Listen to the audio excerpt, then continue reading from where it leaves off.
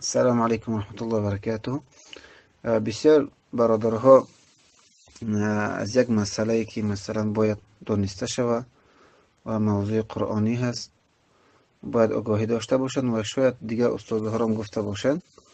مختصرا برای شما باید بیان میکنیم که درباره ایمان داشتن بر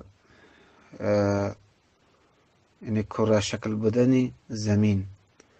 بسیاری کسایی هست که مثلا مکتب خواندن یا از دعوت و ترغیبات تشویقات مثلا یهودی ها یا نصرانی ها یا عالم کفر متأثر هستند، به این عقیده که زمین گویا که کره شکل است به مثل توپ یا به مثل ترباز یا دیگر چیزهایی که کره شکل هستند، دایره شکل هستند و گویا که تاب میخوره و حرکت میکنه. اینها کاملا خلاف قرآن هستند و خلاف احادیث